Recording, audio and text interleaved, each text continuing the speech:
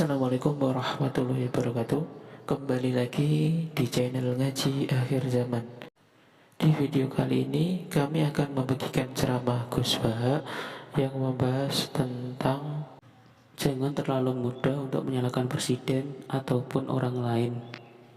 Untuk lebih jelasnya, mari kita simak videonya sama-sama. Sekian dari saya. Wassalamualaikum warahmatullahi wabarakatuh. Salam NKRI. Makanya Allah mengajari kita apa? Hal ata alal insani hinum minad dahri lam yakun syai'am madhkura. Katakan manusia itu siapa? Manusia adalah makhluk wujud yang dulu tidak ada. Sekarang banyak enggak orang yang sudah kaya sebelum Pak Jokowi jadi presiden, sebelum Pak SBY jadi presiden, sebelum Pak Karno jadi presiden? Banyak enggak yang sudah kaya sebelum? Banyak kan? Artinya yang mengkayakan itu presiden Pak Allah. Sekarang kamu miskin, kamu nggak bisa nyalahkan Pak Jokowi. Sebelum Pak Jokowi presiden, kamu sudah miskin.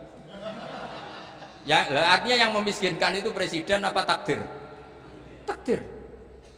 Makanya wa anna ila rabbikal muntaha wa annahu adhaka wa abka wa annahu amata wa ahya wa annahu khalaqaz zawjaini dzakara wal unsa. Jadi kita miskin ya karena kehendak Allah, kita kaya kan semua itu karena Allah. Tapi kita terjebak hukum modern.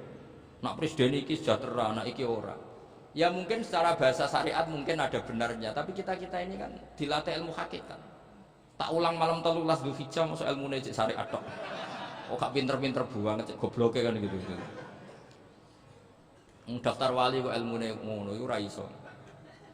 Ini penting saya utarakan, jadi saya ulang lagi. Makanya di Quran itu ilmu tertinggi diantaranya menurut orang tasawuf qulillah tsumma dzarhum fi khaudihim. Saya itu gak pernah takut mati meskipun saya masih muda, karena saya bayangkan mati itu ya baik-baik saja. Ketika saya hidup ya gak tahu cara ngelola nyawa saya, kenapa kok gak pergi. Kamu tahu caranya ngelola nyawa kamu, kok gak mati sekarang? Gak tahu kan? Tahu-tahu masih hidup kan? Tahu-tahu diutang semacam-macam lah. Sebenarnya kita zaman hidup pun gak tahu cara ngelola nyawa kita, cara kerja jantung kita, cara kerja paru-paru kita. Nanti setelah kita mati pun gak tahu caranya hidup kita. Tapi anehnya kita mosok manusia sudah dilemah iso hidup lagi. Memangnya kita sekarang bisa hidup karena kita tahu-tahu ya hidup. Ditetir anak yang melarat, paese elek. Orang lain ditetir anak kiai, Gus, mulyo. Kita kan tidak pernah bisa milih bapak ya ora iso. Ngerti-ngerti anak Karmen, anak Karlan itu sudah gak tahu.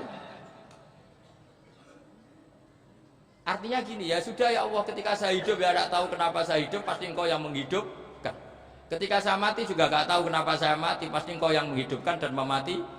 Maka saya akan baik-baik saja di akhirat, karena ketika di dunia Tuhannya yang Engkau, ketika di akhirat Tuhannya, dan sifat Engkau tidak akan rubah, tetap arhamur rahimin. Makanya dulu wali-wali itu kalau mau mati ya santai aja. Sayyid Umar bin Abdul Aziz itu ulama-ulama dulu kalau mau meninggal itu, kalau keluarganya nangis marah besar. Memangnya mau kemana kamu nangisin saya? Lah kamu kan mau mati.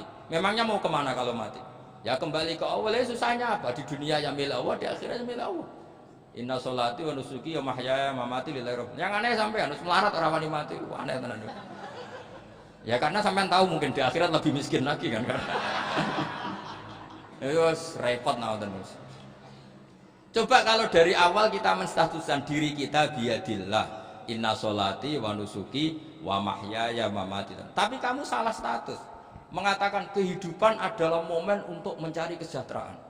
Kehidupan adalah momen untuk cari karir. Kamu mensifati kehidupan secara salah. Jika kamu terjebak nyari karir, nyari kaya. Coba kalau kamu pakai mazhabnya Sufi, kehidupan adalah pemberian dari Allah untuk kembali kepada Allah. Kematian ya seperti itu. Akhirnya ya santai saja. Inna sholati wa nusuki wa mahyaya wa mamati lillahi rabbil alamin. Istri juga gitu. Saya itu tidak sombong. Saya itu mulai nikah sampai sekarang itu hampir gak pernah tukaran sama istri.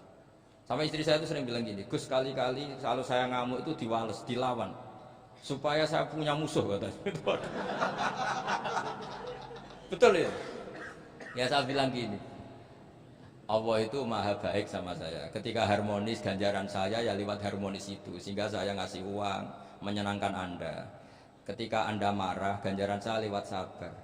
Ya sudah itu semuanya baik. Kalau kamu marah saya tidak dapat pahala. Makanya kalau kamu marah tak dengerin. Ini cara Allah membuat pahala tanpa bayar kata saya. Justru kalau pas rukun itu untuk dapat pahala harus nyervis, jajak nukokno kelambi mahal katanya. Boros itu pahala yang boros katanya. Tapi kalau kamu marah ini pahala paling murah, nggak usah biaya, dapat apa? Pahala, cukup sabar. Lu itu kalau terlatih lama-lama dapat ya biasa saja. Ulama dulu seperti itu semua.